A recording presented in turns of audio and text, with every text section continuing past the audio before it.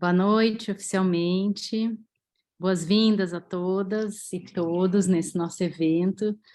É o nosso 11º Waldorf em Família, um projeto que a gente começou no início desse ano e seguimos firmes aí por quase um ano inteiro. A gente está muito contente com isso. Todo mês nós fazemos esse encontro, sempre com algum tema relacionado à pedagogia Waldorf, ou à educação, ou à antroposofia. Esse projeto faz parte do nosso programa de mentoria, na verdade. A gente, como Trilha Dourada, entre vários outros projetos relacionados a esses assuntos, a gente tem esse programa de mentoria que atende famílias que buscam trazer a antroposofia e a pedagogia Waldorf para mais perto e para dentro das suas casas. Então, isso surgiu, né, como um desejo de levar para essas famílias mais conteúdo, mais trocas, mais vivências sobre esses assuntos, e a gente abre, né, para a comunidade poder participar, porque são geralmente trocas muito ricas.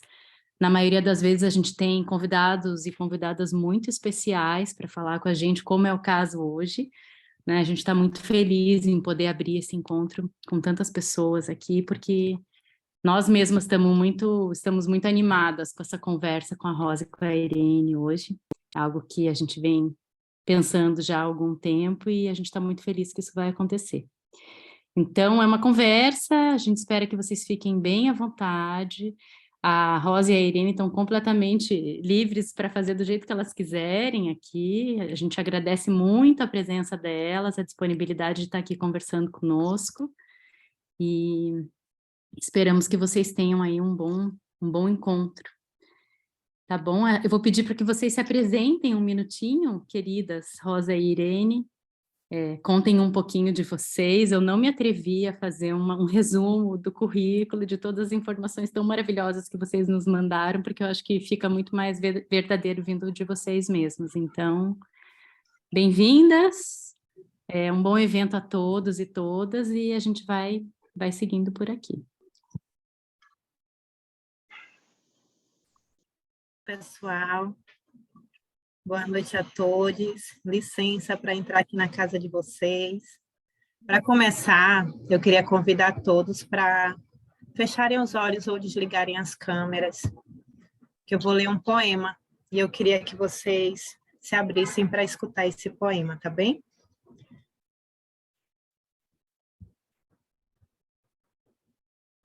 Vozes Mulheres. A voz de minha bisavó ecoou criança nos porões do navio. Ecoou lamentos de uma infância perdida. A voz de minha avó ecoou obediência aos brancos donos de tudo. A voz da minha mãe ecoou baixinho, revolta, no fundo das cozinhas alheias, debaixo das trouxas, roupagens sujas dos brancos, pelo caminho empoeirado rumo à favela. A minha voz ainda ecoa versos perplexos, com rimas de sangue e fome. A voz de minha filha recolhe todas as nossas vozes, recolhe em si as vozes mudas, caladas, engasgadas nas gargantas. A voz de minha filha recolhe em si a fala e o ato, o ontem, o hoje, o agora. Na voz de minha filha se fará ouvir a ressonância do eco da vida-liberdade. Vamos voltando devagarinho, abrindo os olhos. Tem como deixar a janelinha para eu ver todo mundo? Que eu estou me vendo grande? Tem como todo mundo ficar se vendo? Isso, obrigada. Gosto assim. Então, vou chamar minha companheira da noite, Irene, para ela se apresentar.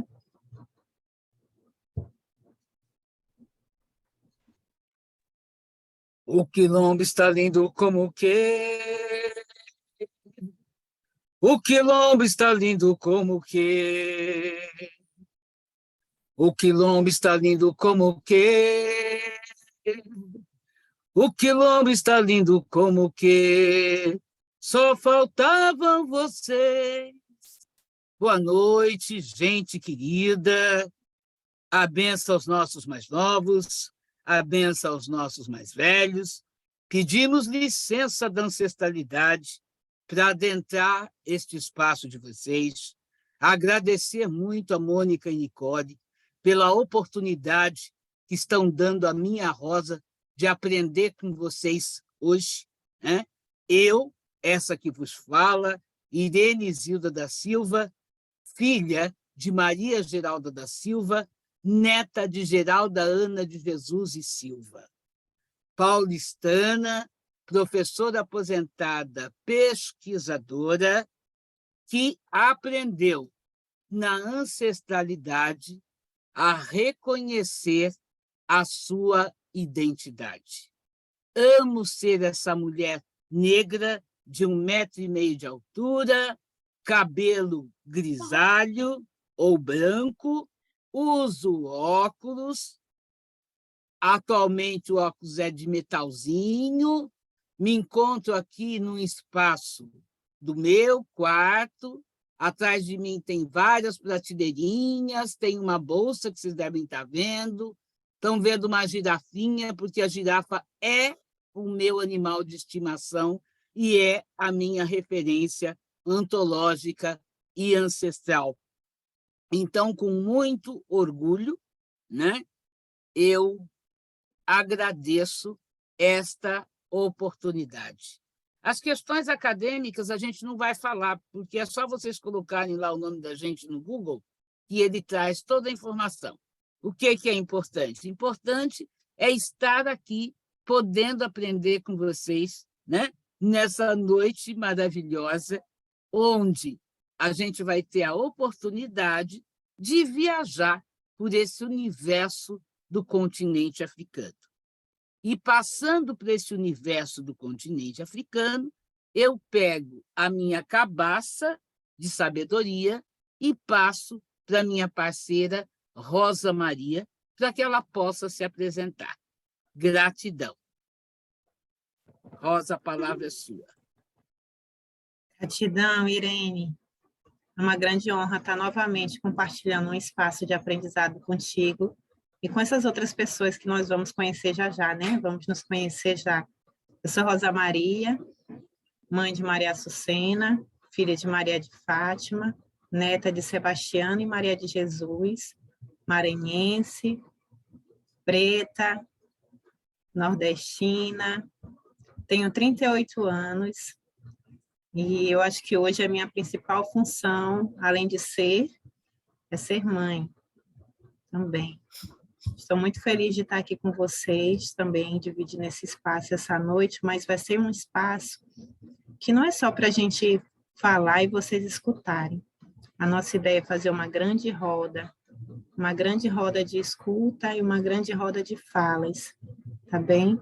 Então, nós gostaríamos muito que vocês pudessem trazer o que brotar do coração de vocês. No momento que nós estejamos falando, vocês podem, acho que dá para levantar a mão e dá para ir olhando, né?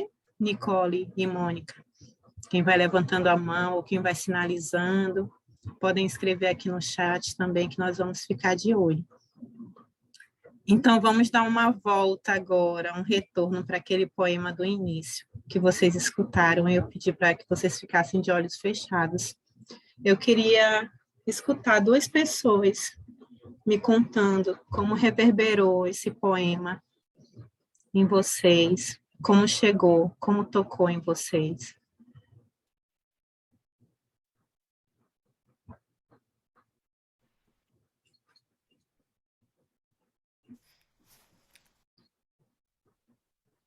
Quem quer compartilhar com a gente? Beth levantou a mão. Boa noite. Eu fiquei toda arrepiada. Eu já sou muito emotiva, assim, e de repente a gente resgata uma coisa, uma raiz muito antiga, né? E é assim, tanto quanto emocionante, e a gente se arrepia mesmo. Beth, quem mais quer compartilhar? Eu sou a Thaís, eu não me apresentei. mas gostaria de compartilhar também. Me deu vontade de chorar um pouco, porque não é só porque eu sou da cor branca e do olho claro, mas que eu, né, tenho alguns privilégios e eu tenho os melhores amigos meus são negros e assim, às vezes é forte assim quando toca em algo que é a verdade. Que a verdade às vezes não é a verdade para mim pode ser não verdade para o outro, né? Então eu acho que isso é o que mais toca, porque para mim isso é a verdade. A Liese, acho que levantou a mão, né? Fica à vontade. Tá sem áudio, Liese. Acho que tem que pôr seu Agora microfone. sim? Agora estão. Boa noite, meu nome é Eliese, eu sou do Rio Grande do Sul. A voz, sabe, a voz da filha me tocou profundamente, assim, eu comecei a chorar. E veio muitas vezes a palavra perdão. E parece assim que a voz está ainda ressoando dentro de mim, a voz da filha, especialmente, que é a filha que está hoje aqui. Então, eu super agradeço, assim, me tocou profundamente e eu acho que essa roda tem tudo a ver com o meu momento de pedir perdão mesmo por tudo que a gente fez e ainda faz pelos nossos irmãos e por os nossos irmãos. Agradeço muito a Camille que me trouxe para essa roda, que é uma grande amiga aqui do Sul. Obrigada, gente. Obrigada, Irene. Obrigada, Rosa. Obrigada, Elias.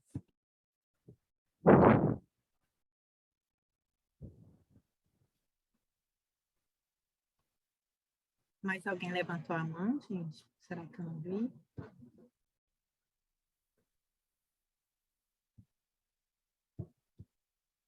Então, vamos seguir no nosso balaio, Irene? Vamos sim. Então, a gente seguindo, né, o nosso balaio, a gente vai pensar nos nossos mais velhos, né? Muitas vezes, os nossos mais velhos, e quando eu falo mais velhos, não é só questão do parentesco biológico, consanguíneo. Às vezes, os nossos mais velhos são um vizinho, uma pessoa do coração, né? E aí ela nos diz certas coisas. E a gente, quando é criança, quando é pré-adolescente, às vezes não dá muita importância. Só que depois a gente percebe, com o caminhar das ondas do mar, né, que são sabedorias, e sabedorias que são importantes. E que muitas das vezes, vários autores, como a Nilma Lino Gomes, chama de letramento. E, no nosso caso mais específico, letramento racial, né? Então, o quanto é importante a gente conhecer a nossa história. E aí eu gostaria de trazer um exemplo. Eu trabalhei muito tempo com EJA, que é Educação de Jovens e Adultos. E há as salas de aula tinham migrações infinitas. Tinham alunos de diferentes partes do Brasil. E aí tinham algumas alunas, somente algumas senhoras, que quase não falavam, quase não se manifestavam. E eu ia até a mesa delas para conversar. Por que você não quer falar? Ai, professora, eu tenho vergonha, porque todo mundo ri do meu sotaque, ou porque era do norte, Belém do Pará, por exemplo, ou de alguma região do Nordeste, como essa fala maravilhosa da nossa Rosa maranhense. E aí eu disse a elas, gente, nós estamos num grande barco, todo mundo navegando junto. Quem ri de vocês é porque tinha vontade de ter este sotaque, entre aspas, essa fala bonita, e não o tem. E, a partir disso, elas iam se apropriando dessa identidade e a gente fazia o que nós estamos fazendo agora. Grandes rodas de conversa, objetivando justamente esse emaranhado e ir desatando estes nós, né? Assim como a nossa querida Mamãe Oxum faz na cachoeira. Eu vi Mamãe Oxum na cachoeira, sentada na beira do rio, colhendo lírio, lírio, colhendo lírio, lírio, colhendo lírio, para enfeitar o nosso congá, que é esse quilombo, que é essa sala cheia de janelinhas maravilhosas que nós estamos hoje. E aí a gente cruza o Atlântico para um continente africano, que tanto nos trouxe. Os nossos escravizados não eram qualquer pessoa, eram médicos, eram engenheiros, eram químicos. Mas o que aconteceu? Aquilo que a nossa querida Chimamanda disse, fala, o material inicialmente foi escrito a partir de um único olhar.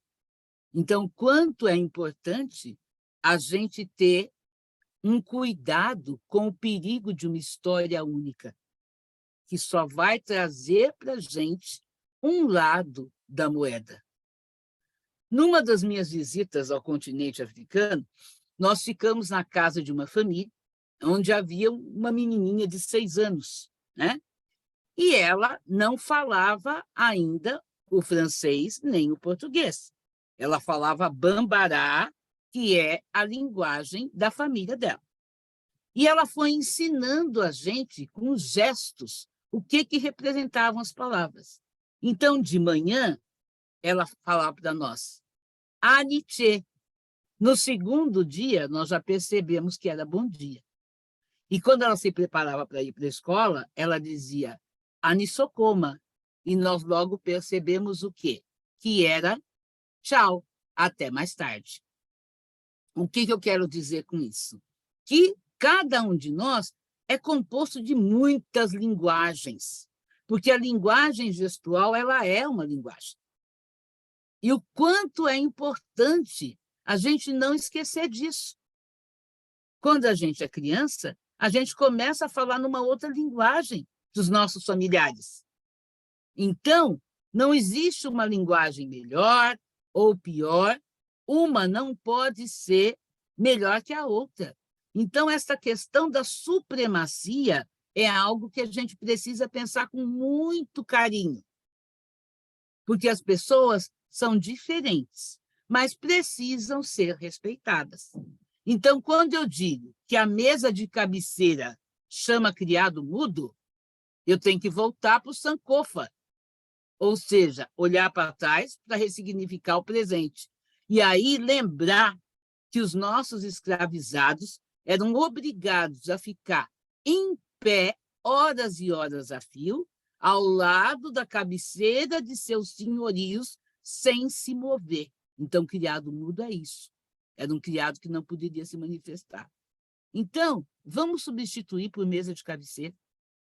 E aí é que a Nilma Marino Gomes nos fala da importância dos termos e dos conceitos, que muitas vezes a gente fala sem saber, sem perceber.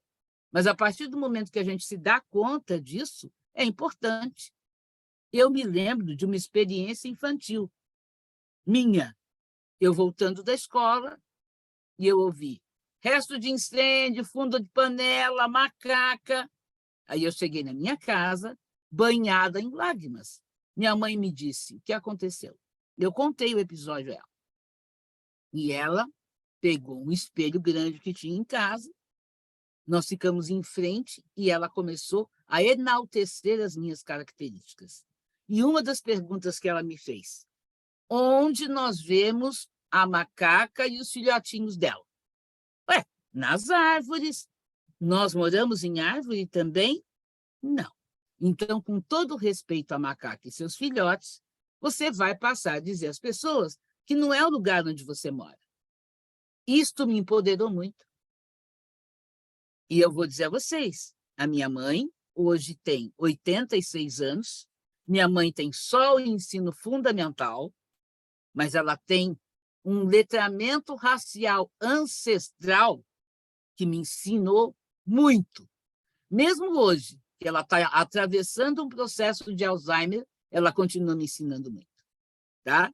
Eu estou dizendo isso, gente, porque, embora eu tenha essa carinha alegre aqui, eu já tenho 67 anos, com muito orgulho.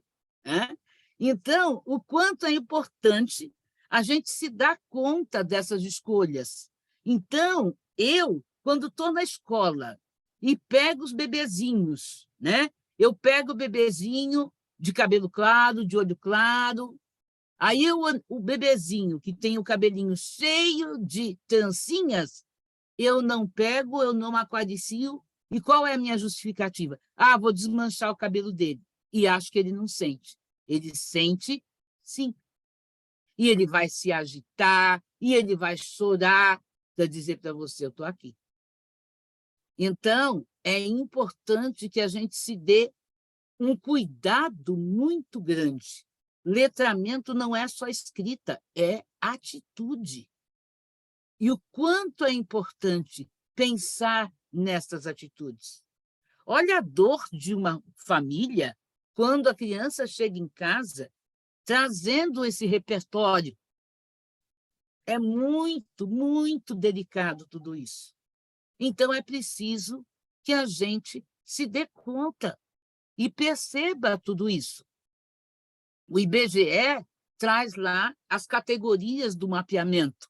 Dentro dessas categorias tem lá preto e pardo. Né? Então, quando a pessoa fala assim, você nasceu às 6 da manhã e eu nasci às 6 da tarde. Gente, isso é racismo estrutural. Precisa tomar cuidado com essas brincadeiras que são extremamente de mau gosto. Extremamente de mau gosto. E a gente vê o tempo inteiro muita gente falando isso de uma forma muito natural. Quer ver uma coisa que me incomoda? A pessoa virar para mim e dizer assim, ai, você é simpática, mas quem é a Irenizilda? Aquela senhora de cor. Que cor? Cor-de-rosa? Azul? Amarela? Cinza? Não, aquela senhora negra com muito orgulho. Né? Então, a gente tem, inclusive, diversos materiais hoje, as obras, por exemplo, da Quilsan de Oliveira, né? As obras da pedagogia Griot também, que está aí a Yara, que não me deixa mentir. Obrigado pela presença, Yara. Né? Então, quanto é importante. Eu nasci e me criei aqui em São Paulo, né? E São Paulo, de vez em quando, tem umas coisas assim de se achar soberano em relação aos outros estados brasileiros. São Paulo não é referência de Brasil. São Paulo é um dos estados. E, como tal, tem muito a aprender. Então, o quanto todo esse contexto nos faz pensar nas atitudes que a gente toma. Nas atitudes, nas palavras, nos gestos. Né? Os gestos são tão importantes. É como datas, né? A gente vê toda essa exploração midiática em torno de Dia dos Pais, Dia das Mães, Dia das Crianças, dia disso, dia aquilo. E quem não tem? Como é que fica? Hoje, as famílias são constituídas das formas mais diversas possíveis. Então, como é que eu posso homogeneizar isso ou eugenizar? Não, isso é muito sério. E a gente precisa tomar cuidado com isso. Né? E aí eu já conversei bastante, e agora eu gostaria, antes de passar a palavra para a Rosa, a gente está sempre exercendo a escuta. Então, eu gostaria de ouvir, no mínimo, 2 pessoas, né, acerca dessa troca que nós fizemos até agora e das contribuições que vocês têm para nos dar. Vou fechar o meu microfone. E obrigada por me ouvirem até aqui.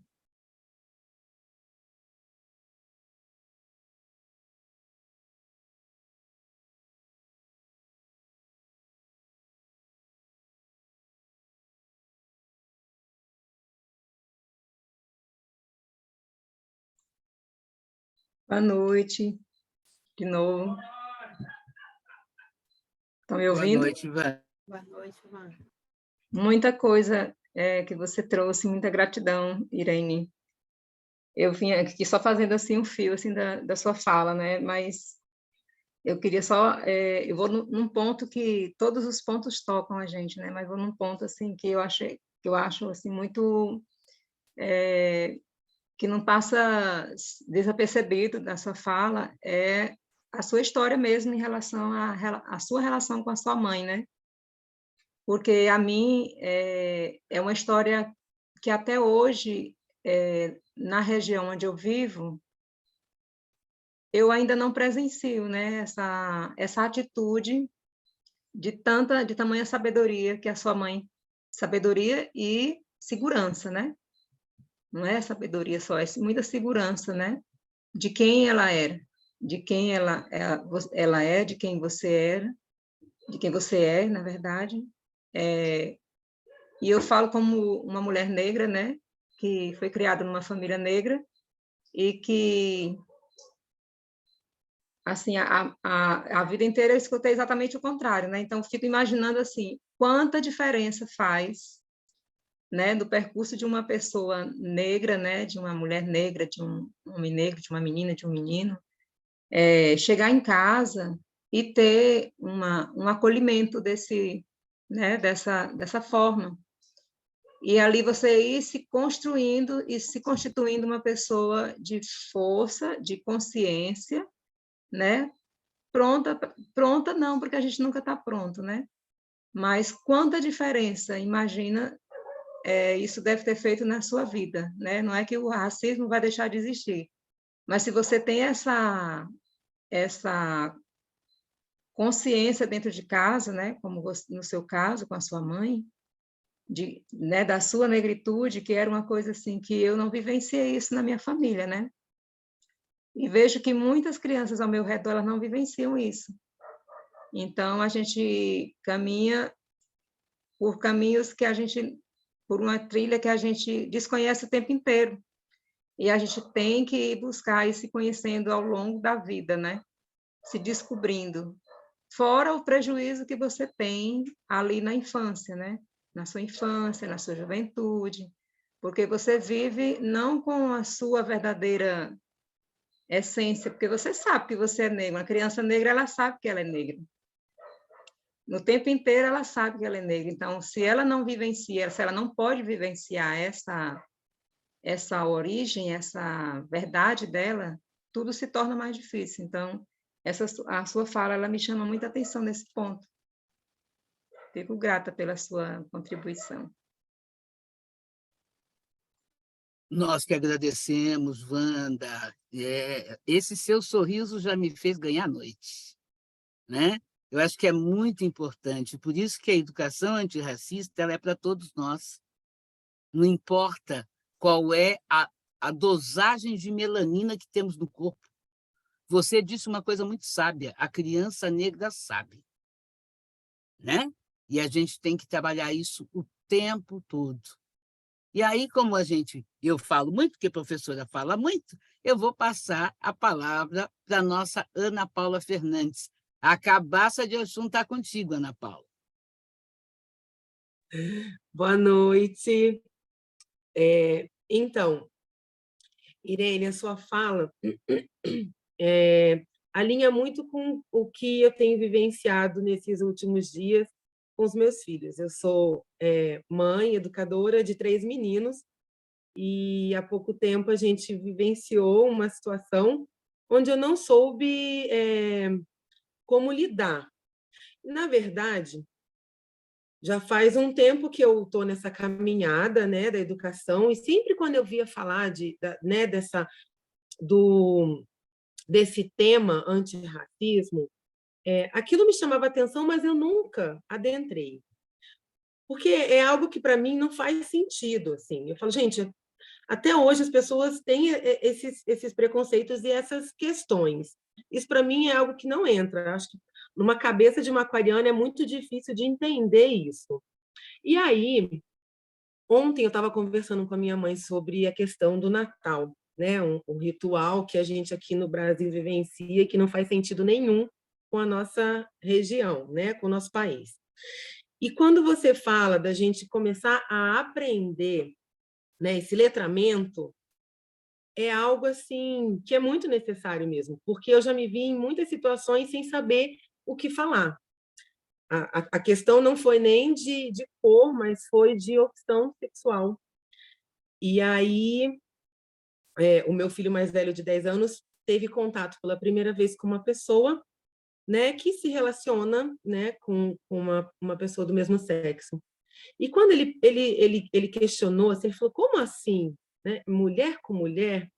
Eu me vi tão sem saber o que fazer, mas tentando manter um equilíbrio para não ser algo assim, tipo, meu Deus, e agora? O que eu faço, né?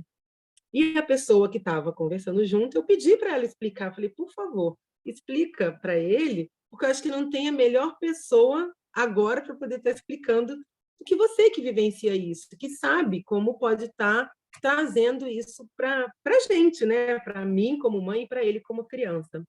E aí, quando você falou, né, da questão da cor, isso é muito importante para mim também, porque em muitas situações, assim, às vezes eu não sei como está agindo. Às vezes é uma pessoa que é negra, que é morena, e eu fico super assim, meu Deus, como que eu vou agir?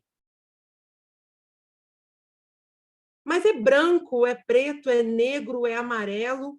Isso era como se fosse meio que tipo um analfabetismo mesmo, falando por mim. E eu agradeço muito por estar aqui hoje aprendendo para saber trazer, levar isso para as crianças mesmo, né? E para não entrar nesse lugar de tipo medo, ou então, de repente, acontecer alguma situação entre as crianças, que também eu já vivenciei em escola, crianças que não conhecem um cabelo crespo e, quando deparam com um amiguinho de cabelo crespo, ficam achando algo muito interessante, muito, muito assim, diferente. E aí, nesse momento, eu vi muitas cuidadoras ficando muito nervosas e irritadas com a criança que não conhecia, né, um cabelo crespo e ficou e agiu, né, de uma forma que não, a gente viu que não era a forma ideal, mas era uma criança de 5 anos e tipo, a gente não sabe como que era o processo em casa, né? Então, eu acho que é um estudo mesmo. É isso. Agradeço pela oportunidade de estar estudando e aprendendo sobre as formas de se relacionar com as pessoas. Gratidão, Ana, pela troca. É no dia a dia, né? É no cotidiano. Não existe uma cartilha, né? Mas o que é importante, nenhuma criança pode ficar sem resposta, não é? Não importa se ela seja bebê ou o que for. A Tami trouxe aqui uma fala de Angela Davis, parafraseando Angela Davis. Se a criança não sabe que é negra, ela é acusada de negra, né? Então, é a questão, e você trouxe também a questão do gênero, não é? Então, a gente precisa realmente ir em busca de esclarecimento e não ter vergonha de dizer, não sei, mas vou procurar saber, não é? Porque isso é importante. Aí, a criança sente segurança. E você agiu muito bem, você agiu com o coração materno, que foi justamente não causar apreensão no seu filho. Alguém que está dentro do seu coração. Eu acho que isso é muito importante.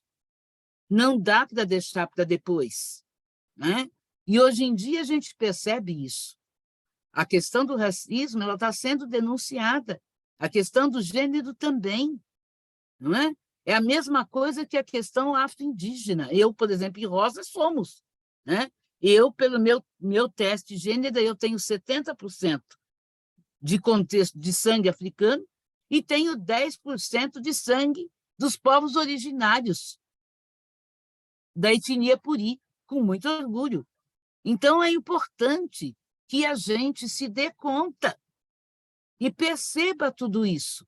E saiba também que as pessoas que são oriundas e de ancestralidade dos povos originários detestam a expressão índio, porque índio foi um erro geográfico.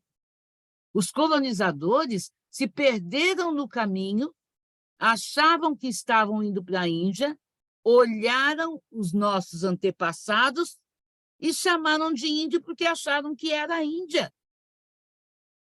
Então, o indígena não gosta de ser tratado dessa forma. E é preciso que haja esse respeito. E quando a gente falar, tudo bem, alguém disse hoje assim do perdão. Peça perdão e peça desculpa. Mas a gente tem que aprender. Eu acho que em pleno século XXI não dá para a gente dizer certas coisas eu não sei, né? Então, eu acho que é com muita cautela. E em relação às datas que a gente estava falando, também. Se a gente tem um diálogo aberto, né, com os nossos descendentes, filhos, sobrinhos, netos, a gente vai começar a prepará-los para isso. Não é porque é data de Natal, ou Dia dos Pais, ou Dia das Mães, que eu tenho que comprar presente. Dia das Mães e Dia dos Pais são 365 dias no ano, né? A mesma coisa é Dia da Família na escola. A família é quem acolhe, nem sempre é consanguínea. Não é reunião de pais, é reunião de pais e responsáveis e de quem acolhe. E agora eu vou passar a cabaça de Oxum para minha querida Rosa Maria.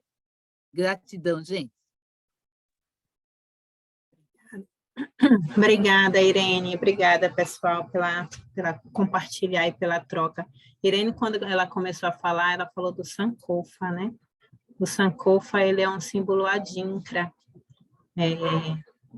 Os adinkras, vocês podem encontrar em portões, pelas ruas, portões de ferro, que são símbolos. E cada símbolo desse, ele traz como se fosse um provérbio ou uma frase, né? E os africanos, eles trouxeram para cá, né, essa cultura dos símbolos adinkra, de deixar essas mensagens nas ruas, nos portões de ferro. E quando a gente fala de antirracismo, quando a gente fala de letramento racial, eu acho que ele não existe sem a gente recorrer ao Sankofa, que é esse olhar para o passado, para ressignificar o presente e mudar o futuro, né? Quando Irene falou das raízes dela, quais serão nossas raízes? Qual será a raiz de Ana Paula, de Liesse, de Laida, né? Laida eu já sei que ela contou na aula, mas de Lília, de Milena, né? Quem são os meus avós? Eu sei que a minha bisavó, ela foi raptada com 14 anos da aldeia que ela morava. E ficou em cativeiro até se acostumar com meu bisavô. Tiveram 13 filhos. E daí que eu venho.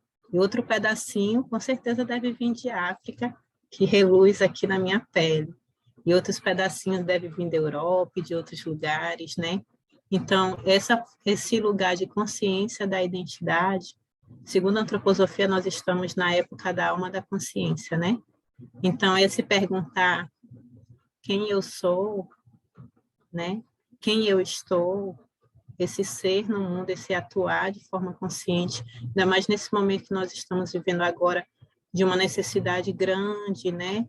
De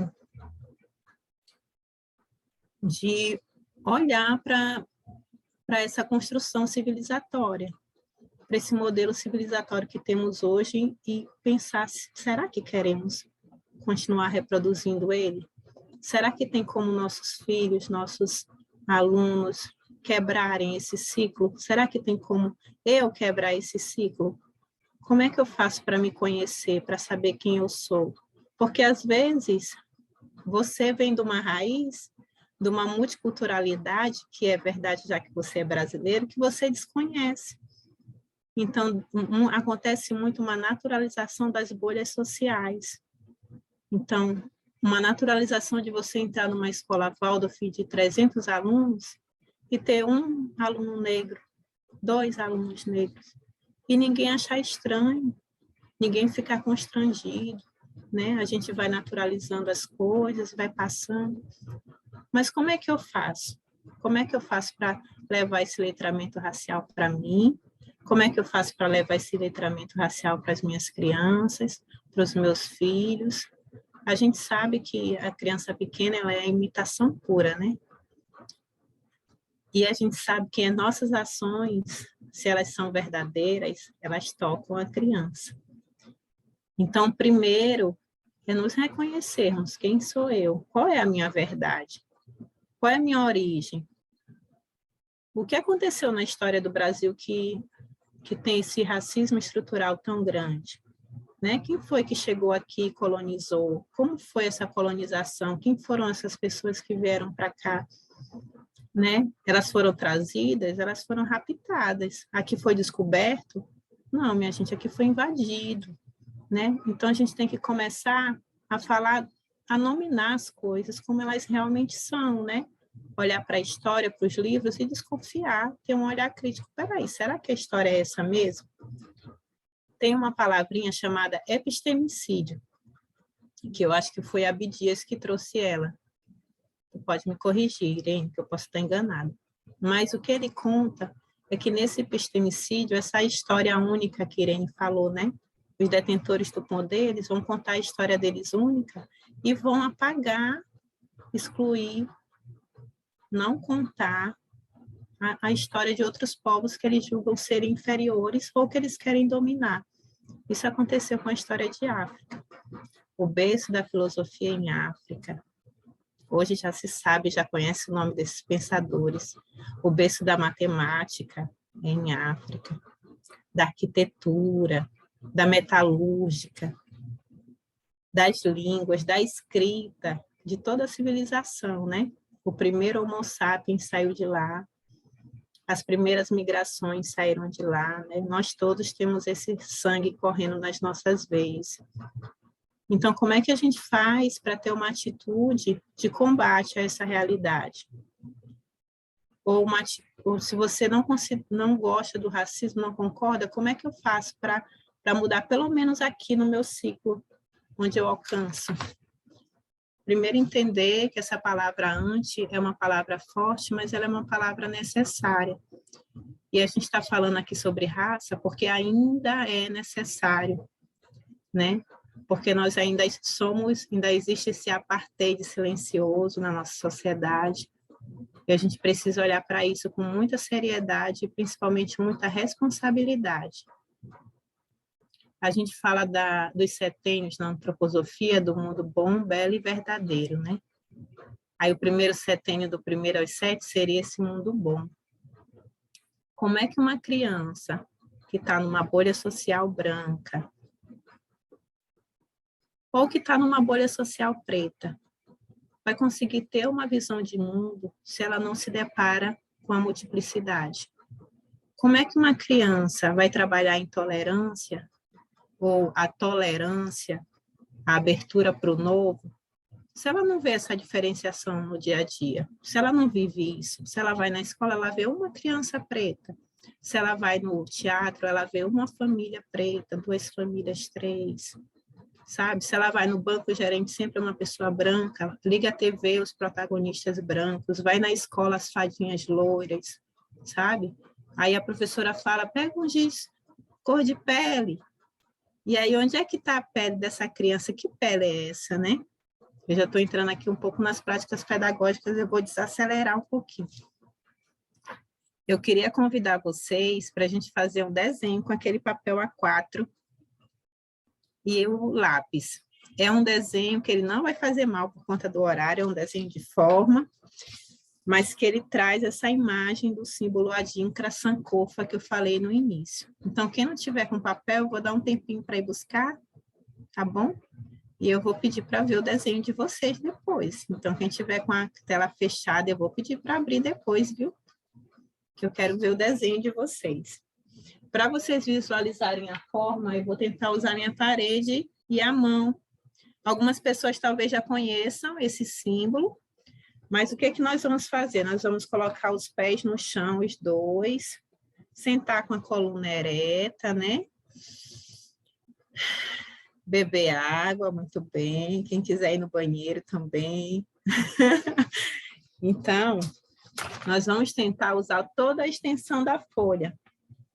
Nós vamos usar essa folha na vertical, tá bem? Pode ser lápis colorido, pode ser grafite. E nós vamos tentar, quando colocar o lápis na folha, só tirar ele da folha quando acabar o desenho. Aí vocês podem ficar dando voltas, passando por cima, mas evitem tirar o lápis da folha. Cheguei no final, aí sim eu tiro, posso tirar. Mas se eu ainda estou fazendo, evitem tirar, evitem conversar nesse momento, né? E aí vamos nos concentrar nessa forma. Alguém abriu o microfone? Alguém quer falar, gente? Vamos nos concentrar nessa forma, que é o Adinkra Sankofa. E o Sankofa, ele é assim. Deixa eu ver se eu consigo. Eu não vou desenhar, vou só fazer a forma para vocês. Rosa, eu vou colocar você grande aqui, só porque não tá dando para ver. Sim, obrigada. Sim, obrigada. Será que vocês não... Se tiverem muita dificuldade, eu posso desenhar e depois mostrar para vocês. Mas eu vou mostrar primeiro o movimento, tá bom?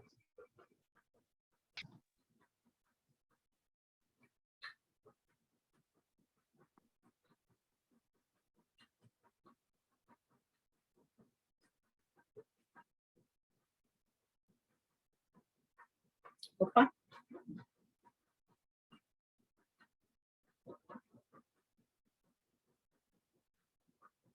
Será que vocês conseguiram ver? Eu não desenhei, não. Mas vocês conseguiram ver na cabeça de vocês? Eu posso fazer de novo. Acho que eu vou desenhar. É uma forma muito especial. Parece um pássaro, né? Foi até a imagem usada no nosso curso. Parece um pássaro e ele está olhando para o próprio rabo. E tem um ovo aqui atrás. E esse desenho, eu vou fazer ele um pouco pequeno aqui para mostrar ele bem na tela para vocês.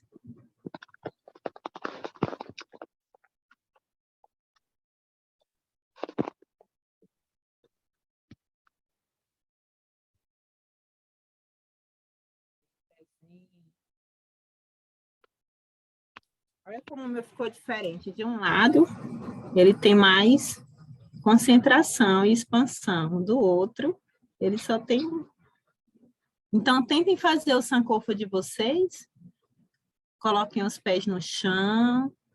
Tentem usar a folha inteira para fazer o sankofa de vocês. Eu dobrei para tentar que ficasse mais nítido.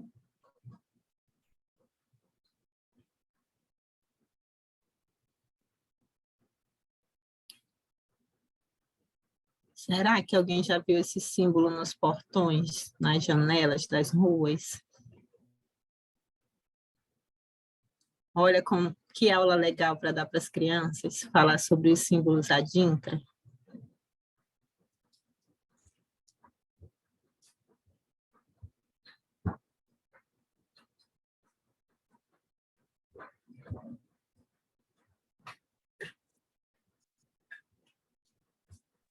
Ô, Rosa, deixa eu ver de novo. É que eu sou canhota, aí eu faço tudo contrário. Ah, beleza, obrigada. Eu estou assimétrica, olha, um lado meu quer expandir muito mais. Olha quanta espiral tem aqui. E olha esse aqui.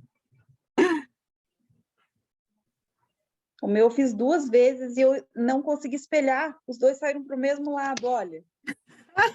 Mostra pra gente. Vamos abrir aqui a câmera de todo mundo. Deixa eu ver. Obrigada. Vamos ver? Dá para ver? Eu estou procurando quem está falando. Ah, tá aqui. Deixa eu ver. Ó, saiu para um lado, os dois para o mesmo lado. E eu fui fazer atrás e saiu os dois para o mesmo lado também. Vou pegar outra folha. O desenho de forma é muito legal para a nossa autoeducação, né, pessoal? Para a nossa autoavaliação. É muito bom.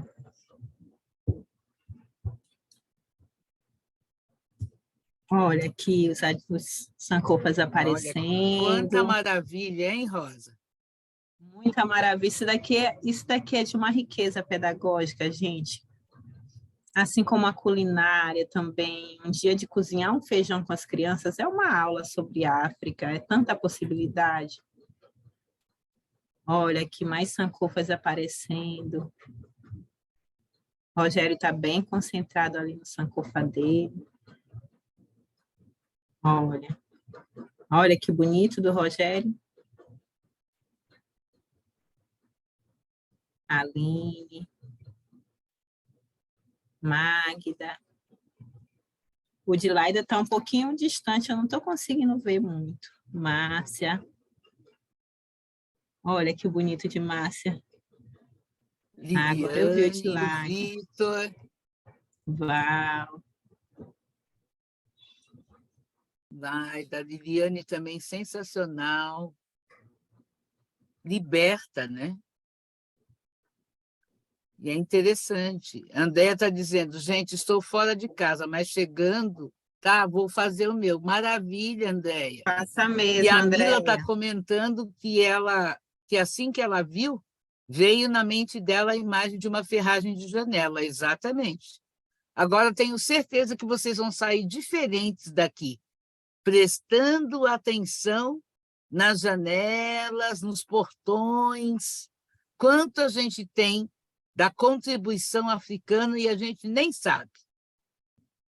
E aí, gente, depois que a gente faz esse trabalho de identifiquei minhas raízes, eu sei quem é minha bisavó, eu sei quem é meu bisavô, eu sei de onde eu vim, eu sei na cultura que eu fui criada, e eu sei a história do Brasil, eu sei o que aconteceu. A partir dessas apropriações, desses pertencimentos, desse colocar, Beth está mostrando dela aqui, ó, desse colocar o pé no chão, a gente vai começando a entender quem somos nós e para onde é que nós estamos e para onde é que nós queremos ir. Então, essa criança pequena que está naquela bolha social, que ela só vê pessoas brancas, então o bem, o mundo bom está ali cheio, o mundo bom é um mundo cheio de pessoas brancas ao meu redor. Esse que é o meu mundo bom. De alguma forma vai ficar essa mensagem, uma mensagem subliminar. Aí a criança vai para o segundo setênio e vai pulsar na alma dela esse mundo belo, essa beleza. Só que o que a beleza que ela vê em volta, que ela vê nos filmes, que ela vê nos protagonismos, que ela vê na parede da escola, sabe? Que ela vê no outdoor, são pessoas brancas. Esse é a imagem de beleza, de sociedade bela, porque ela não está tendo essa vivência, os adultos que estão ao redor dela não estão proporcionando essa vivência de multiplicidade para ela.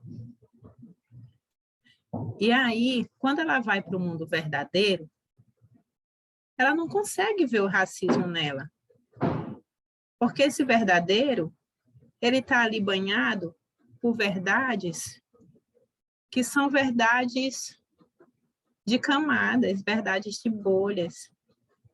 E como é que ela vai lutar por um mundo justo sem racismo? Aí vai ter que buscar autoeducação. Mas então, tem como a gente encurtar esse caminho, sendo professores ou pai ou mãe? Tem. A gente demonstrar em nossa sala de aula essa multiplicidade. Se eu sou professora, a minha Madonna, ela pode ser uma mulher negra, ela pode ser uma representação de uma indígena. Na minha sala, no Jardim Aroeira, a minha Madonna é uma indígena com o bebê dela. Os meus bonecos, eles são bonecas pretas, bonecos pretos, bonecos de dread, bonecos de trança. Porque está faltando, tem esse déficit dessa representatividade, né? Então, na minha escola, se eu sou mãe ou pai de uma escola, eu vou conversar. Gente, vocês estão contratando professores pretos? Sabe? Essas crianças pretas, essas crianças brancas e amarelas e nipônicas e indígenas que tem aqui na escola, eles estão conseguindo ver um modelo de sociedade que a gente vive? Porque a nossa sociedade, a maioria da população é preta, mais de 50%. Então, como é que eu vou demonstrar essa verdade do mundo, essa beleza do mundo, essa bondade do mundo, de forma integral, se essa criança ela não está tendo a oportunidade de vivenciar essa multiplicidade na beleza, na verdade. Então, eu queria muito que vocês pensassem sobre isso, em possibilidades de vocês se conhecerem a si mesmos, de conversarem com pessoas. Vocês vão ao entorno onde vocês moram, quais são as brincadeiras populares que tem lá? Tem muito arquivo, muita biblioteca de brincadeiras indígenas que dá para fazer muito facinho com as crianças. Com corda, você faz tanta brincadeira, com giz no chão, faz tanta brincadeira africana, indígena. Você vai trazer representatividade nos contos, pode ser um conto africano que você pode modificar para a idade não ficar muito pesado para a criança, né? Para o conto corresponder à idade. Aos mitos, né? A mitologia grega, ela é rica, sim, mas a gente tem a mitologia indígena, que está tão pertinho da gente. A gente tem a mitologia africana, que está aqui batendo na porta. A gente tem acesso a tudo isso. E não é depreciando a grega, mas primeiro, eu acho que eu falei isso até no nosso grupo, é tão interessante primeiro a gente olhar para dentro, para o que é nosso, eu me reconhecer como boa, bela e verdadeira, eu olhar para mim, para a minha cultura, para a história do meu Brasil, do meu país, e olhar essa beleza e reconhecer, porque aí, se eu reconheço, a minha criança vai reconhecer. E se ela reconhece a beleza nela, na história dela, no lugar dela, ela vai amar muito o resto do mundo. Porque ela vai ver essa beleza no mundo. Ela vai ver o mundo com bons olhos. Vocês souberam de um caso há pouco do rapaz que foi expulso do elevador, né? Por uma senhora que ela não queria nem respirar o mesmo ar que ele. Ela não queria respirar o mesmo ar. Esse tipo de situação, ela só vai parar de acontecer, talvez lá para os nossos netos e bisnetos, mas se a gente fizer uma mudança agora. Se nós colocarmos em voga nossa possibilidade de sermos, não é? Eu queria ouvir vocês um pouquinho. A Andréia Rosa está com a mão levantada. Acho que ela achou alguma coisa sobre o símbolo Adin, que ela está mostrando a fotografia. Gente, estou indo embora para casa, passei na frente de uma casa aqui, eu não podia deixar de mostrar. Olha o símbolo Adinkra-ir, olha a mensagem mais uma vez. Olhar para o passado, ressignificando o presente, mudando o futuro. E eles deixavam essas mensagens em todos os lugares onde eles passavam, esse povo preto. As tranças também tinham mensagens, tinham mapas, né? Então, tem muita história boa para a gente partilhar com as crianças a partir, vou repetir, de contos, de mitos, de brincadeira, de imagens com representatividade, músicas da sua região, músicas da sua cidade, elementos da sua região. Então, hoje, na pedagogia Waldorf, ainda se bebe muito, muito, muito de fontes de outro polo, né? Estamos aqui nesse polo, e seria muito bom se a gente conseguisse vivenciar a nossa cultura com as crianças, as nossas músicas com as crianças, as nossas brincadeiras. Mas se tem uma história que é tão boa, eu posso adaptar. Então, tem um Joãozinho semente de maçã, eu posso colocar uma semente de manga. Eu posso colocar uma semente de cajá, de pitanga. Tem uma mitologia grega, eu posso contar uma mitologia indígena. Eu posso contar uma mitologia dos orixás. Tem o Micael, lá na época de Micael, desse guerreiro forte. E aí eu vou falar dessa imagem, não necessariamente trazendo a imagem do Micael. Eu posso trazer outras imagens, né? Eu posso trazer essa figura forte do guerreiro na imagem até dos ibejos das crianças orixás, que elas vencem a demanda com brincadeira, assim que eu faço minha época de Micael lá no Jardim Aroeira. A época dos ibejos, a da primavera, o que eu tenho na minha região Nordeste? Eu faço a festa da comadre Fulozinha. Eu vou cantar para eles, eu vou buscar uma música do coco, já que eu estou aqui em Pernambuco, de reisado, né? Então, essa vivência da cultura popular, que vem toda aí dessa cultura afro-brasileira, ela é muito rica e muito enriquecedora e muito libertadora para a gente. Rosa, querida, acho que a Deise quer trazer alguma contribuição. Diga, Deise. Eu queria falar, né, uma coisa que eu observei. Eu faço bonecas de pano.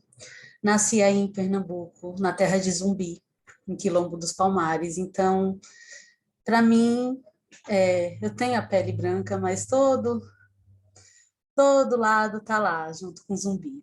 Então, quando eu faço boneca, eu vou comprar uma malha, eu falo, meu Deus, vou comprar um pêssego de novo, sabe? E isso me deixa assim, eu não sei dizer a palavra, chateada. Daí o que eu faço? Eu compro outros tons de pele e faço as bonecas, principalmente negras, indígenas, sempre com tons diferentes. E aí eu notei que se eu trouxer essa demanda, as pessoas compram, mas se eu esperar as encomendas, elas não saem. Então, assim, foi um pouco, né, que eu fui observando e adaptando para ver se eu conseguia trazer isso. Porque os meus filhos em casa, a primeira boneca de pano que eu fiz, ela é preta. E ela é muito especial, que ela nasceu assim de uma vontade muito grande de fazer boneca. E aí, quando eu fui comprar a malha, eu já comprei logo essa. E eu falei, gente, as crianças precisam tanto disso. E não sei, era só isso mesmo que eu queria comentar. Muito obrigada. É Deise. muito tudo isso, Deise. Não é só isso, não. É tantão disso. Olha a representatividade presente aí, né? A Inês colocou aqui no chat que ela prefere, ao invés de chamar de Micael, entendo eu, é Miguel, né? Mas acho que a Mônica está com a mãozinha levantada, vou passar a palavra a ela, Rosa. Oi, gente. Tá dando para ouvir? Tá dando para ouvir direitinho. Eu não vou abrir a câmera porque eu estou em trânsito, tá? Assim, essas questões todas. Eu sou mãe de um rapaz, ele já está em 11 anos, e ele sempre estudou na Waldorf, desde um ano e meio que ele está na Waldorf. Para mim, essas questões de saúde são bem complexas. Eu sou uma mulher negra, de pele não escura, e quando a gente questiona na escola, por exemplo, mas e a mitologia dos orixás? Eu não me envolvo muito com a escola, vou ser bem sincera. Trabalho 2 turnos, de 7 a 7, então meu esposo sempre esteve muito mais envolvido, inclusive de ir nos grupos de estudo que tem na escola, e eu tenho alguns ditados, como, por exemplo, a história da mitologia que você vem trazendo, mas por que eu não estudo a mitologia dos orixás? Ah, não, mas a gente estuda os orixás lá nas outras mitologias. Não como uma das mitologias importantes, é lá nas outras mitologias. E por que as bonecas têm que ter a pele de pêssego? Ah, não, é porque você não precisa compreender que pele de pêssego, a gente não fala pêssego porque é uma pele clara, é porque pêssego é a cor da vida, da diversidade, é a cor da vida, que vem lá do pessegueiro, é a cor essencial. E aí, muitas vezes, eu sinto que as respostas também dentro que eu não tenho, muitas vezes eu sinto que eu não tenho fundamentação teórica dentro da para questionar muito, né? E assim, eu ouvi vocês falando, porque será que a minha escola tem crianças negras? Não tem, é isso aí mesmo, são 300 crianças, deve ter 10 negros, né? Dos 10, 3 retinhos, 5 retinhos. Professores negros, a gente, aqui eu sou de Fortaleza, Ceará. Aqui mal tem os professores, eu acho que poucos professores de Fortaleza mesmo.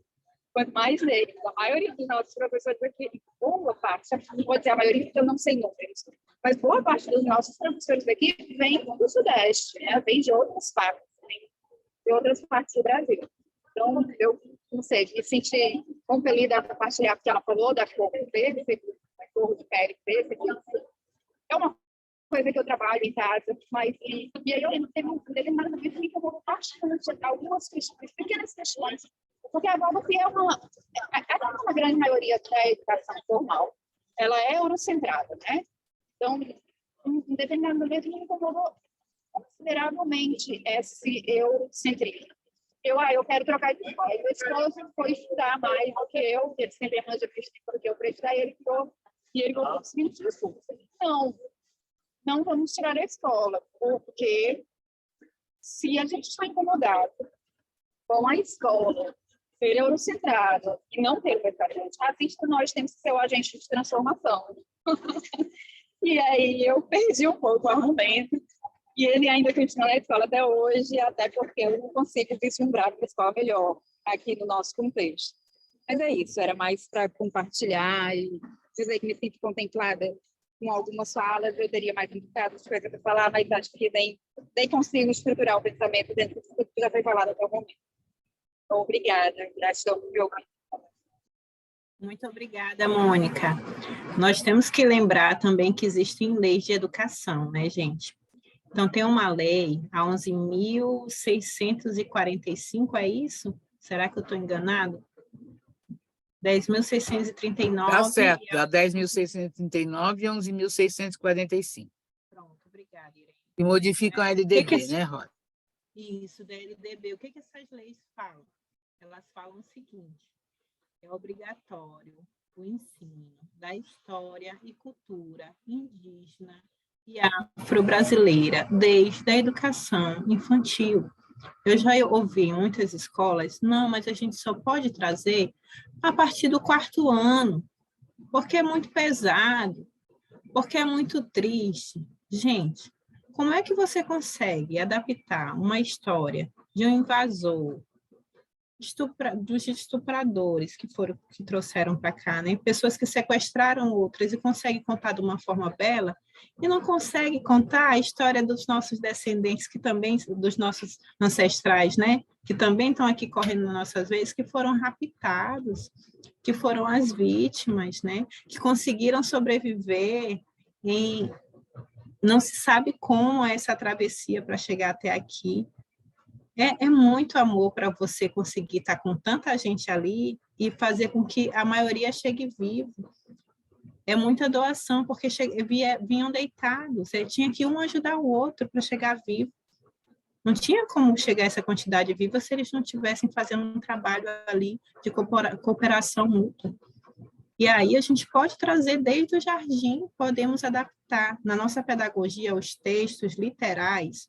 Não que foi inventado, tá, gente? Mas os textos, eles falam o seguinte, o Rudolf Steiner, ele fala que há que se olhar para a cultura ao redor com devoção e acordar na criança essa devoção desde a educação infantil. Não importa se ela ainda não entende isso, está escrito com todas as letras na arte de educar, né?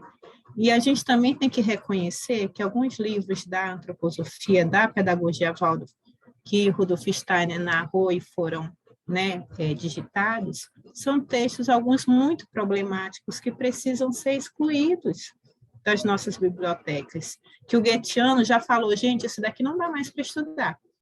Mas só que aqui no Brasil, a gente já tem professores, tutores, pessoas reverberando textos homofóbicos, textos machistas, textos sexistas, porque Rudolf Steiner era um pensador do seu tempo. E na época dele, tudo isso era naturalizado.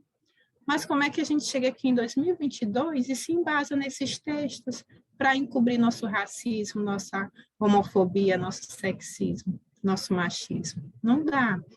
A época da alma da consciência, né? Então, a gente tem que reconhecer o que serve, o que alimenta, tudo de tão lindo que ele trouxe, mas o que não serve, o que a gente precisa deixar passar. E ele mesmo pediu movimento, gente. Se daqui a 100 anos ainda estiverem fazendo essa mesma pedagogia, esqueçam que não é isso. Ele falou da pedagogia Waldorf. Então, é movimento. Nós, enquanto professores, na Waldorf, a gente tem toda a liberdade para fazer nosso currículo. Por que a gente vai ficar replicando modelos que não cabem mais no tipo de sociedade que a gente quer ter? Por que a gente replica modelos da gente mesmo? Uma dificuldade da gente se olhar no espelho. Se eu estou sabendo que uma parcela da população está sofrendo com uma atitude minha, por que eu vou continuar fazendo isso? Se eu sei que crianças de 5 anos já se percebem negras por causa da forma como elas são tratadas, segundo o estudo do livro do Silêncio do Lar, o Silêncio Escolar. De quem é esse livro, Irene? Eu esqueci, depois eu conto. Eliane Mas é do Carvalheiro. Silêncio. Pronto, é dela mesmo, de Eliane Carvalheiro. Aí ela conta que as crianças já se sentem diferentes. E a gente consegue perceber. São crianças que, às vezes, uma que tem uma Waldorf ou duas, não são convidadas para as festinhas na casa dos amigos. Não são, os amiguinhos não vão dormir na casa delas, porque vem uma realidade tão diferente, aquelas famílias não abraçam aquela família que está ali com uma bolsa, uma criança negra, e aí, às vezes, ela sofre tanta violência por estar naquele ambiente tão branco e sem nenhuma representatividade. E o que a gente, enquanto pai, mãe, professor, pode fazer é cobrar. Não sei que tá, mas a Waldorf é tão boa, eu quero que meu filho continue lá, mas você pode cobrar a escola do seu filho, você pode se cobrar enquanto pessoa também, qual é o seu lugar no mundo, né? Qual a ação que você está fazendo para trazer esses valores civilizatórios que a gente quer recuperar, enquanto professora, enquanto mãe, enquanto tia, né? Somos todos educadores à frente das crianças, não é? Então, se a gente está sabendo que tem pessoas que sofrem porque não podem correr na rua, porque vão ser suspeitas, que não podem colocar a mão no bolso no mercado, que não podem entrar no mercado, que vão ser seguidas, né? Eu tenho 38 anos, até hoje eu entro no mercado, eu sou seguida, não importa a roupa que eu esteja usando. Isso é muito triste, isso é muito constrangedor e é muito pesado, né? Você a cada dia está revivendo e abrindo uma ferida ali. E também lutando para ser uma pessoa boa, né? Porque a sociedade toda está dizendo que desconfia da gente. Então, quem somos nós enquanto sociedade? Qual é o meu papel? O que eu quero fazer? Aí, nós já estamos com um tempo muito apertado. E eu queria... Rosinha, deixa eu só passar a fala para a Inês, antes de você seguir em frente. E Mônica, né? A Mônica acho que já tinha falado, é que ela não abaixou a mãozinha, mas a Inês levantou a mão. Oi, Rosa. Oi, todo mundo, gente. Eu queria falar uma coisinha importante, que eu acho que a gente tem que começar a fazer o que as universidades fizeram. Se a gente quer mudar a realidade, os pais das escolas Waldorf têm que começar a pedir para a gente introduzir cotas e começar a atrair alunos negros. Tem que aumentar o número de crianças negras nas escolas, e para isso acontecer, talvez as cotas sejam uma forma interessante, é só uma sugestão, né? E não só nas escolas Waldorf, mas também na própria sociedade antroposófica. Todo mundo tem que entrar para a sociedade antroposófica, gente. Quem é negro e está no movimento Waldorf, que está, sabe, entra, porque a gente precisa trabalhar isso lá dentro. E só se vocês estiverem lá é que a gente vai ter representatividade. Eu e outras pessoas estamos trabalhando, né, com essas questões dentro da sociedade antroposófica e fomos questionadas, porque, como é que a gente vai pôr uma pessoa negra representante se nós não temos tantos negros? Quem que vai estar à altura para representar tal cargo? Entendeu? Veio essa pergunta para nós. Então, a gente só vai poder responder para o pessoal da sociedade antroposófica se vocês estiverem lá dentro. Então, entrem. Incomodem bastante, a gente tem que incomodar muito, que é para acabar com o preconceito mesmo, tá? Era isso que eu queria falar. Obrigada, Inês. A gente está acabando o tempo e a gente quer propor uma atividade de casa, e vocês ficam com ela em casa, no coração, compartilham aqui na próxima aula com o pessoal, né? E só para fechar, eu queria dizer para vocês que existem 2 movimentos que nasceram em 2018. Um é o Movimento Preto na Pedagogia Waldorf, que ele é composto só por professoras e professores Waldorf, que estão olhando para o currículo, que estão olhando para as adaptações necessárias, que estão olhando para os textos que já não cabem mais. E tem também o movimento Waldorf antirracista, que ele é formado por familiares, amigos, pessoas que têm curiosidade sobre a PW e sobre essa educação decolonial e antirracista dentro da PW também, né? Está rolando, Inês, uma carta e as escolas estão assinando essa carta, pedindo justamente isso que você acabou de falar, pedindo cotas, cobrando a federação para que tenham cotas na escola, para professores, para alunos, nos cursos de formação, né? Porque o curso de formação também é isso, né, gente? A gente se depara com umas coisas assim que dói o ouvido. E às vezes você vai colocar, né? E tem todo aquele lugar hierárquico, então de uma certa insegurança, né? Mas a gente tem que enfrentar os nossos medos e falar, e perguntar, e movimentar. Thaís está com a mão levantada, Thaís. Oi, gente, tudo bem? Eu fui no encontro regional de professores Waldorf aqui na Anabá, em Floripa, e conheci a Silvia, e ela é da presidente, eu acho, né, da federação, e ela trouxe que agora ela saiu e quem ocupou um cargo, ela falou que foi muito forte e bonito, mas é uma mulher negra, que é a professora lá do Rudolf Steiner, da escola. Então, e ela, a Silvia, do cabelo já grisalho, mas dos olhos claros, ela saiu e ela disse que chorou, assim, que foi muito forte, muito bonito essa mulher entrando agora.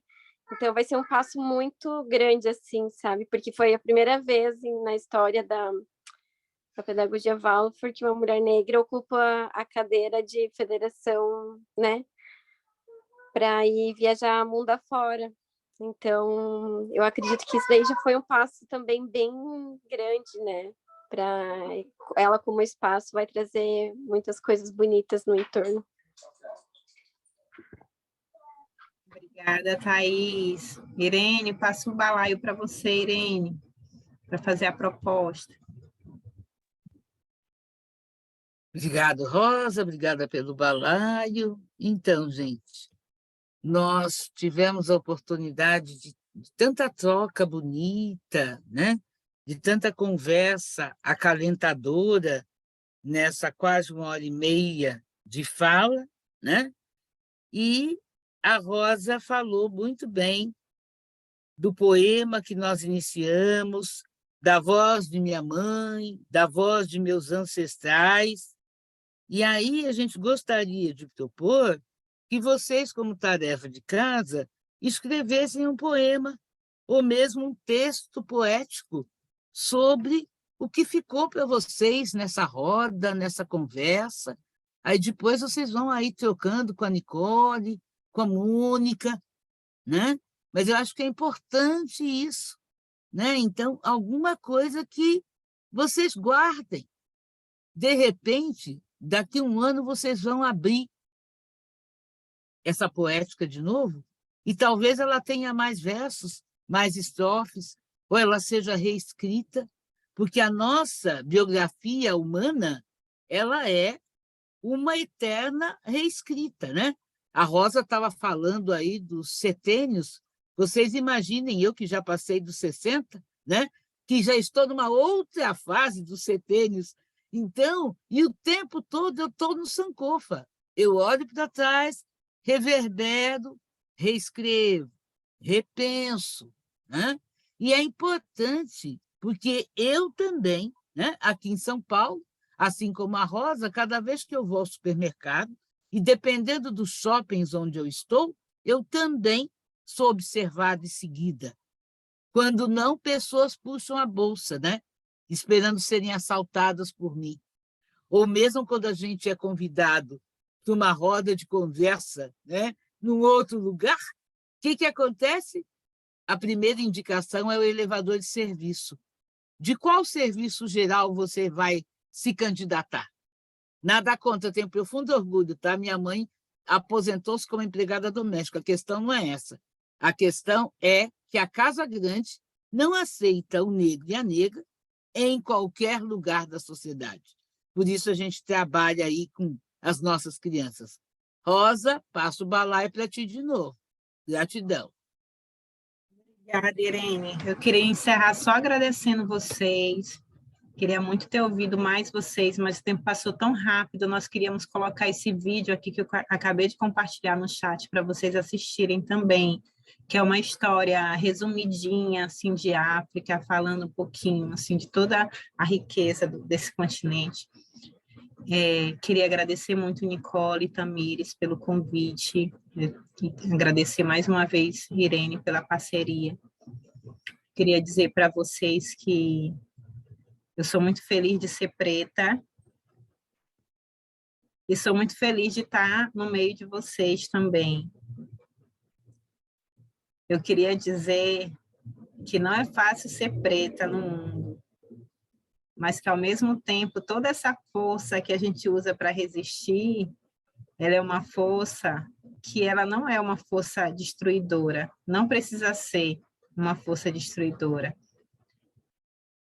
É uma força de parceria, uma força de construção, uma força de vontade de estar junto, sabe? De vontade da gente chegar todo mundo e se abraçar e se reconhecer e se olhar como belos. Das crianças chegarem como eu chego na escola, que elas vêm correndo, professor, e me abraçam. E aí eu tenho minha criança que é nipônica, a minha ruivinha, o meu pretinho, a minha lourinha. Isso é tão gostoso, isso é tão bonito. As crianças todas ali em comunhão. Então, seria tão bom se a gente, enquanto adultos, conseguisse chegar nesse lugar também, não é? Enquanto sociedade. Então, eu quero que vocês, quando forem fazer esse texto poético ou esse poema, eu quero que quem quiser idealize essa sociedade que você gostaria de ver dentro dessa multiplicidade do respeito. Ou quem quiser pode trazer uma dor também, uma culpa, um perdão, mas a palavra é responsabilidade e amor. Tá bom, gente? Muito obrigada mais uma vez pela troca e por estar aqui com vocês. Muito obrigada, Irene, por aprender contigo mais uma vez. E boa noite, pessoal. Rosa, querida, gratidão, gratidão a todos vocês por esse aquilombamento, por tanta aprendizagem que vocês nos possibilitaram hoje. Obrigada, gente, com todo carinho, né? E aí a gente vai aí dando os nossos tchauzinhos, estão faltando aí os 3 minutinhos, né? E a gente agradece muito. Obrigada, Mila, e obrigada aí, Nicole, Mônica, pela oportunidade.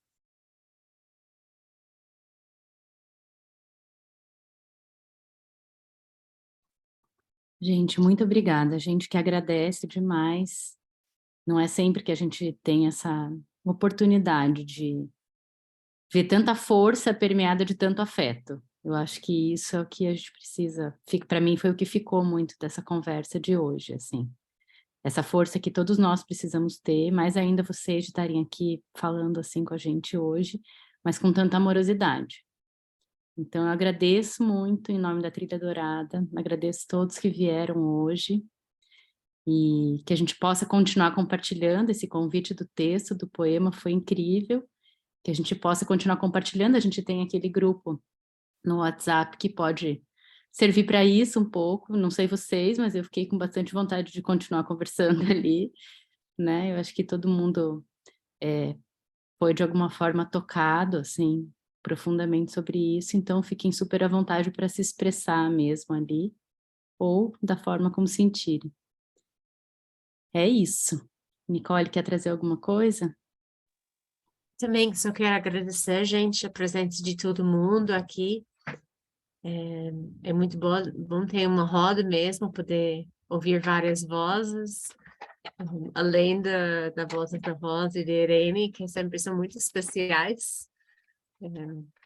E eu acho que é isso mesmo, esse convite de continuar essa conversa, de continuar questionando nossa própria atuação, e sempre olhando para nós mesmos, para nossas vidas, para nossa pedagogia, que seja em casa, que seja na escola, e ver o que a gente tem, o que a gente pode fazer, os pequenos passos, que cada vez mais vão sendo passos maiores, e a gente vai chegando mais longe, Meu padrasto, ele era mexicano, e ele sempre falava, passo a passo a gente vai muito longe. E isso antes que eu falava uma única palavra em português, uma única palavra em espanhol, porque eu não falava nada antes de chegar aqui no Brasil. E E ele faleceu faz 8 anos, mas eu lembro essa fala dele sempre. E eu acho que é muito importante quando a gente está falando nessa situação aqui. Porque, de fato, tem muitos caras bem novas hoje, carinhas aqui nessas telas que a gente nunca teve numa conversa nossa. E para mim foi profundamente tocante isso, porque tem pessoas que seguem a gente, estão sempre presentes e não estão aqui hoje. E eu fui me perguntando isso o dia inteiro. Eu falo, caramba, galera, onde estão essas pessoas? Eu até falei com o Rosa antes de entrar. Então, isso ficou com uma marca muito forte para mim hoje, dessa conversa, quem chegou, quem não chegou. E é só isso, passo a passo, a gente vai chegando onde a gente precisa chegar. E eu agradeço muito a presença de cada um de vocês.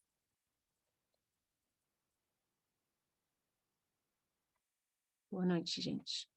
Obrigada, pessoal. E só de ordem prática, a gente vai, o mais breve possível, entre hoje e amanhã, liberar um link para vocês poderem assistir, reassistir, quem desejar, quem está vendo, quer ver depois a gravação, que não pôde estar, se inscreveu, mas não pôde estar ao vivo, também poder acompanhar.